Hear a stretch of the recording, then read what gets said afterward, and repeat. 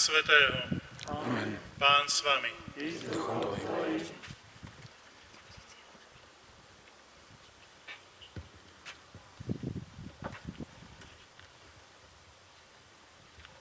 Bratia a sestry, po veľkonočnom období v piesni 210 spievame Základ cirkvi je na skale. My kňazi hovoríme, že základ cirkvi je na kaplánoch, lebo kapláni robia viac. A tieto slova potvrdzuje aj dnešná skúsenosť, lebo volal som na túto našu svätú omšu jedného biskupa, 2 monsignorov, 2 dekanov a nakoniec nás zachránil pán kaplán, lebo všetci majú veľa roboty, len kapláni musia pracovať. Takže dovoľte, aby som privítal medzi nami pána kaplána z Veľkého Šariša, teda nášho kaplána z nášho dekanátu, hoci dnes ich titulujeme vikári, farskí vikári. Vy starší si pamätáte, že vikár to bol kapitulný vikár, pán Onderko, ktorý mnohých z nás birmoval, takže to vikár to je šarža dnes. Pán kaplán, ďakujem, že si prijal pozvanie a ďakujem vopred za službu svätého omše i Božieho slova. Vítam aj stálicu našich svätých omší na patrí Don Antona Červeňa a vítam všetkých vás, ktorí ste sa zišli. Možno sa niektorí zľakli, že je príliš horúco, to je nás nejako pomenej, ale viete, jak to funguje, že dobrého veľa nebýva. A planoho stačí aj málo. Takže to preto my mali, tak hovoríme. Ideme slaviť svätú omšu, pri ktorej chceme ďakovať Pánu Bohu i za tohto ročnú úrodu, i za všetko, čo nám dáva, zvlášť na vrchu. Ďakovať mu za jeho ochranu tu na tomto kopci, keď máme celé okolie akoby na dlani. Vždy potrebujeme ďakovať. Ďakovanie to je zároveň prosba do budúcnosti. A preto ďakujeme aj záhradkárom, ktorí pripravili tento priestor, poľovníkom za guláš, všetkým, ktorí sa pričinili o to, že môžeme znova po roku sláviť túto svätú omšu z vďačnosti a s vďačnosťou. Ešte raz všetci vítajte.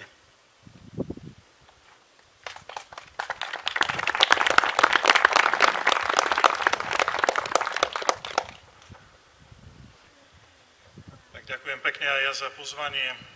A normálne rozmýšľam nad tým, lebo včera sme tu boli s pánom dekanom lisovať džús. Prišli sme si tak trošku obnoviť také naše aj spomienky zo seminára a na druhej strane zase my zajtra máme tiež v Šariši takú rozlúčku s prázdninami, a keďže máme požehnanú úrodu jablk, tak sme si boli dať vylisovať ten džús jablčný.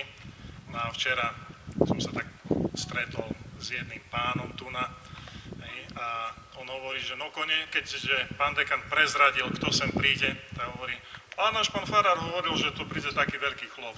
No tá vidím, že ste sa zľakli asi podaktori, aj keď ja viem, že ste tam kvôli chládku a teraz to nehovorím, že by som si nejak takto, ale vidím, že všetci stoja tak v úctivej vzdialenosti, takže neviem, ako ma pán farár predstavil, že asi bardzo veľký chlop príde, ale tak sme tu na všetci, ideme ďakovať. A aj keď to trošku možno parafrazujem, ale viete, aká je najväčšia vďačnosť detí voči svojim rodičom a hlavne voči svojim mamám? Ako sa prejavuje najväčšia vďačnosť? Takže deti donesú naspäť mame prázdne dozy.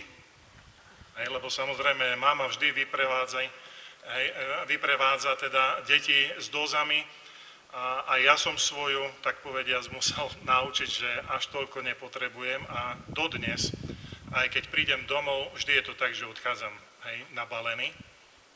Takže to je najväčšia vďačnosť, keď dieťa prinesie svojej matke prázdnu dózu. My dnes prichádzame aj na tomto mieste k svojmu Otcovi. A prichádzame k Pánu Bohu práve preto, aby sme od Neho tiež načerpali a odišli nabalení. A tak aj v úvode tejto svätej omše naozaj vyprázdnime tú pomyselnú dózu svojho srdca. Odstráňme všetko, čo je v ňom to nesprávne. Odstráňme, vzdajme sa toho, čo môže naozaj brániť tomu, aby Pán Boh mohol mať výsostné miesto v našom srdci. Uznajme a oľutujme teraz naše hriechy.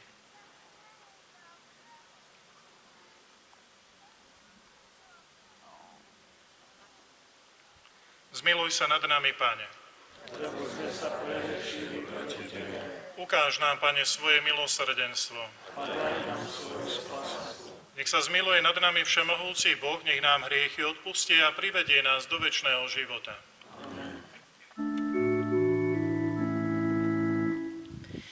Pane, zmiluj sa. Pane, zmiluj sa. Čítanie z knihy proroka Ezachiela.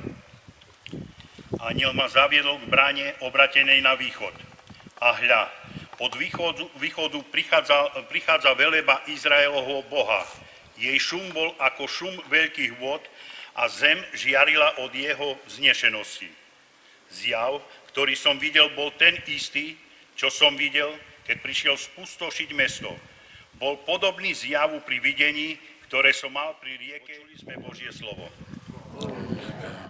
Blažený ľud, ktorý si Pán vyvolil za dedičstvo. Blažený ľud, ktorý si Pán vyvolil za dedičstvo.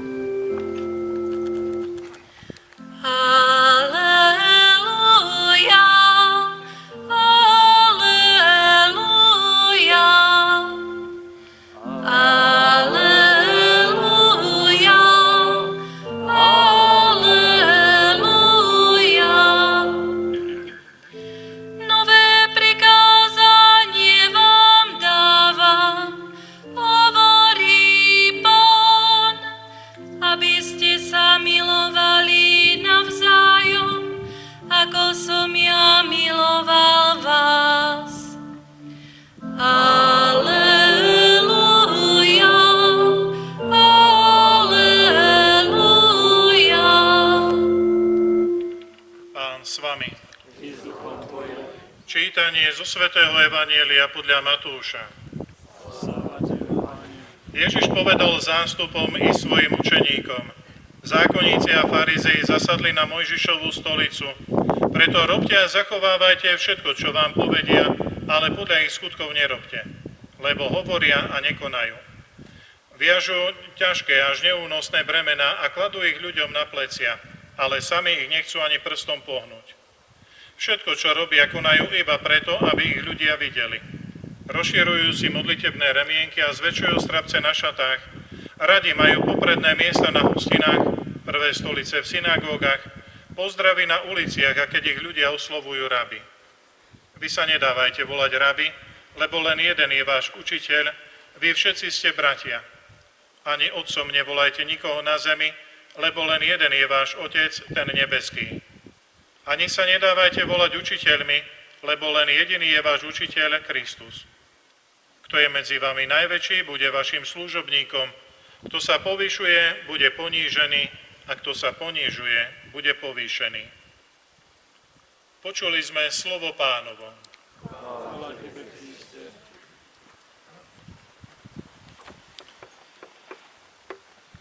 Drahí bratia a sestry, prišli sme sem, aby sme ďakovali. Aby sme ďakovali, ako bolo povedané aj v úvode, či už za úrodu, za požehnanie. Každý z vás, každý z nás prišiel sem, aby sem na tento vrch, na tento kopec priniesol nejaké svoje poďakovanie. Niečo, za čo je vďačný Pánu Bohu. A je dobré, keď si človek uvedomuje, že to, čo má, nemá len z vlastnej vôle, nemá len z vlastných síl, ale že je tu niekto, kto naozaj dokáže doplňať a dokonca umocňovať to ľudské snaženie, ľudskú námahu. A teda je správne, tak ako nás to učili od malička, poďakovať sa, keď niečo dostaneme. Ale nie je dôležité len vedieť poďakovať, pretože niekedy človek môže naozaj veľmi krásne poďakovať a pritom vlastne sa k tomu, čo dostane, nespráva náležite.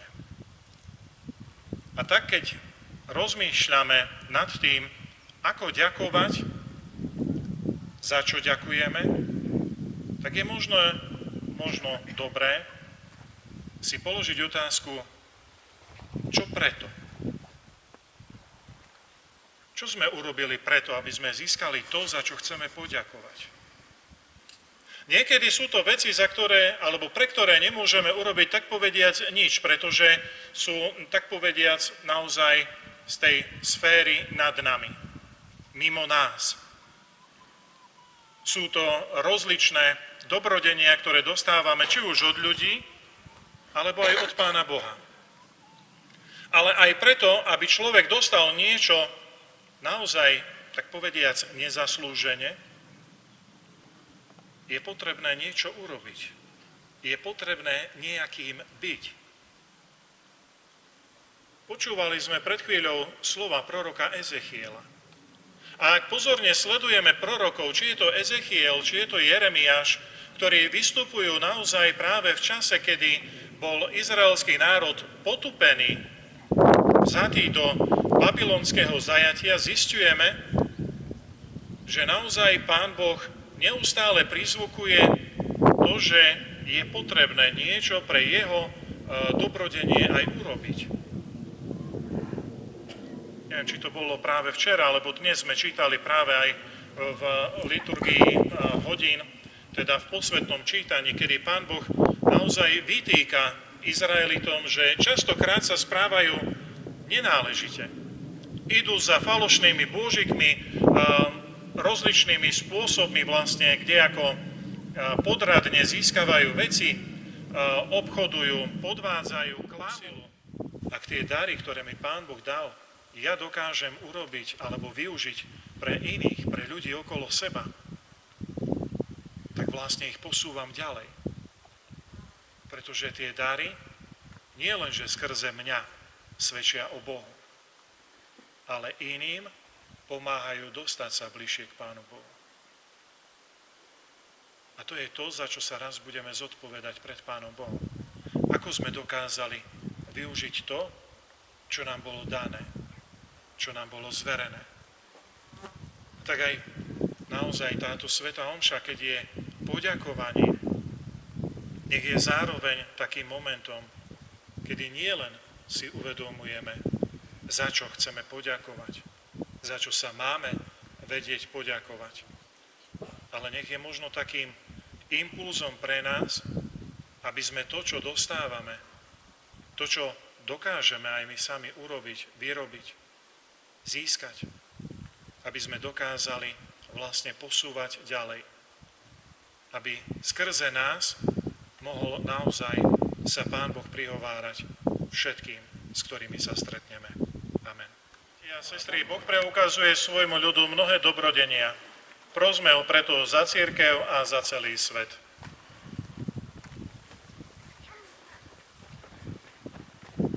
Milosrdný Otče, Boh všetkej útechy, naplňaj svoju cirkev mnohými darmi svojej milosti.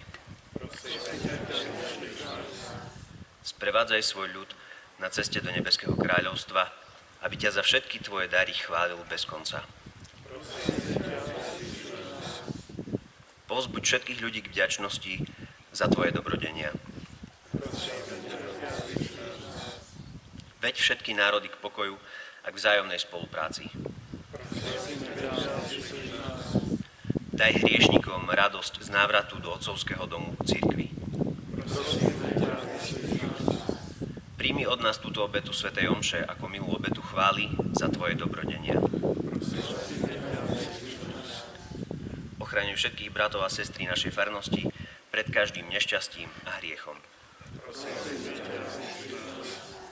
Pane, udeľ svoju milosť organizátorom a pútnikom dnešného výstupu na Patriu, aby mohli k Tebe putovať s otvoreným srdcom, pokorou a vďačnosťou.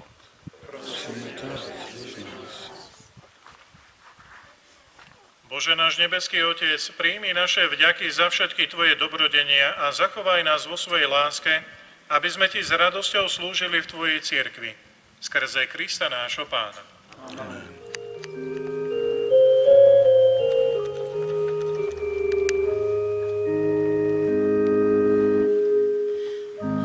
Otče milý, príjmi k sebe obeť lásky synovskej,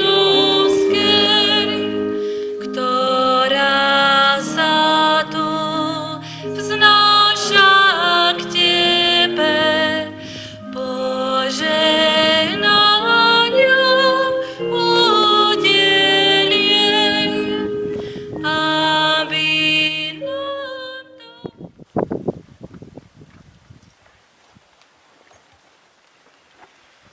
Modlite sa, bratia a sestry, aby sa moja aj vaša obeta zaľúbila všemohúcemu Bohu Otcovi. Nech Pán príjme obetu z tvojich rúk, na chválu a slávu svojho mena, na užitok nám celej svätej cirkvi. Preto ťa aj my so všetkými anielmi chválime a radosne vyznávame. Svätý, svätý, svätý, Pán Boh všetkých svetov, plné sú nebesia i zem Tvojej slávy. Si svätý Pane, Ty prameň všetkej svetosti. Preto ťa prosíme, posväť tieto dary rosou svojho ducha, aby sa nám stali telom a krvou nášho Pána Ježiša Krista. On prvne sa dobrovoľne vydal na smrť, vzal chlieb a vzdával vďaky, lámal ho a dával svojim učeníkom, hovoriac: Vezmite a jedzte z neho všetci, lebo toto je moje telo, ktoré sa obetuje za vás.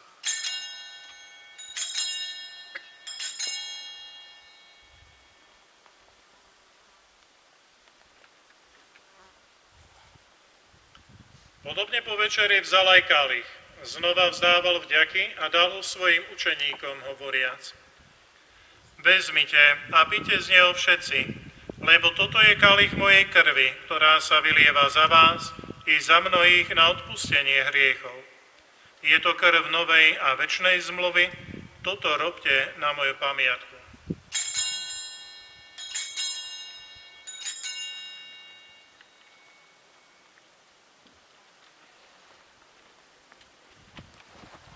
Hľa tajomstvo viery. Sme Tvoju, Pane, dostojní, a Tvoje zmrtvých stane vyznáva, kým neprídeš slávu. Keď teda slávime pamiatku smrti a zmrtvých vstania Tvojho Syna, obetujeme Ti, Pane, chlieb života a kálich spásy. Ďakujeme Ti, že si nás uznal za hodných stáť pred Tvojou tvárou a Tebe slúžiť. Pokorne ťa prosíme, nech nás všetkých, ktorí máme účasť na Kristovom tele a krvi, združí v jedno Duch Svätý. Pamätaj, Pane, na svoju cirkev rozšírenú po celom svete a veď ju dokonalej láske v jednote s našim pápežom Františkom, s našim biskupom Bernardom i so všetkými biskupmi, kňazmi a diakonmi. Pamätaj na našich bratov a sestry, čo zomreli v nádeji na vzkriesenie, i na všetkých, ktorí v Tvojej milosti odišli z tohto sveta, a príjmi ich do svetla svojej tváre. Voláme sa Božími deťmi a nimi aj sme. Preto sa modlíme s veľkou dôverou.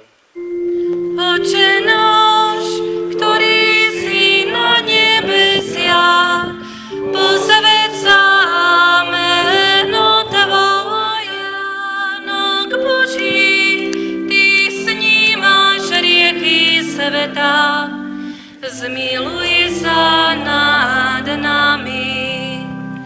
Baránok Boží, Ty snímaš riechy sveta, zmiluj sa nad nami. baránok Boží, ktorý sníma hriechy sveta. Blažení tí, čo sú pozvaní na hostinu baránkovú.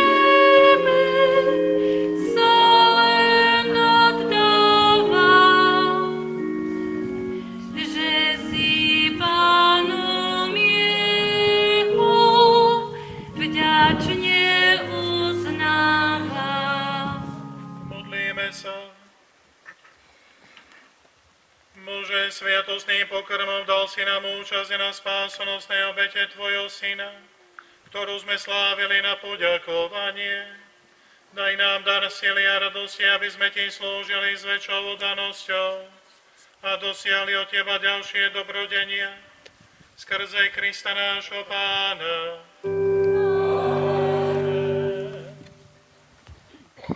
Milý pán kaplan, srdečne vám ďakujeme za službu svätej omše, za poučné a povzbudzujúce slova v homílii. Srdečne ďakujeme aj duchovnému otcovi Červeňovi, ktorého určite všetci poznáte, ktorý na tomto vrchole svätú omšu slúžil už niekoľkokrát. Ďakujem aj nášmu duchovnému otcovi a ďalším organizátorom, záhradkárom, poľovníkom, obecnému úradu. Ďakujeme ich všetkým ochotným ľuďom, ktorí pripravili a skrášlili toto prostredie a pripravili ho na prírodný chrám, kde teraz spolu sa môžeme všetci potešiť. Ďakujem samozrejme aj vám všetkým, ktorí sme sa tu zišli, aby sme túto, tak povediať, obyčajnú sobotu premenili v sviatok, aby sme prežili tu a dúfam, že sme aj prežili krásne chvíle v tomto spoločenstve. A nesmiem ešte zabudnúť aj na tých, čo nás tu dopravili a ktorí nám chystajú občerstvenie. Aj tým srdečná vďaka. Ďakujem ešte raz duchovným.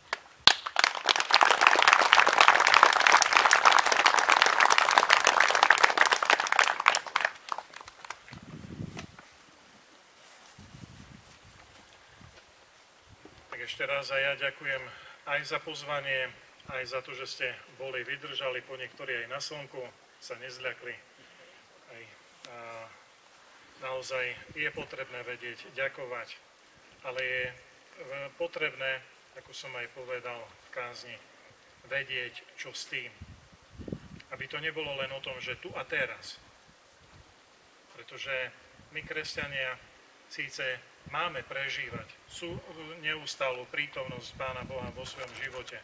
To znamená, tu a teraz by to malo byť pre nás súčasťou alebo samozrejmosťou, tak povediac, celého dňa. Ale aby sme vedeli aj čo s tým ďalej. Čo ukázať, čo dať, s čím sa podeliť s ľuďmi, s ktorými sa stretneme. To je tá výzva, pred ktorú nás Boh stavia. To je tá výzva, ku ktorej nám dáva silu. To je tá výzva, ktorá z nás, ak sa ju snažíme naozaj uskutočňovať, robí tých skutočných pravých kresťanov. Aby sme odtiaľto zišli dole a naozaj vedeli vydávať dobré svedectvo o Bohu. K tomu nech nám poslúži aj toto záverečné požehnanie a potom pevne verím, že aj to telesné posilnenie a agape. Príjmite záverečné požehnanie. Pán s vami. Nech vás žehná všemohúci Boh, Otec i Syn i Duch Svätý. Choďte v mene Božom.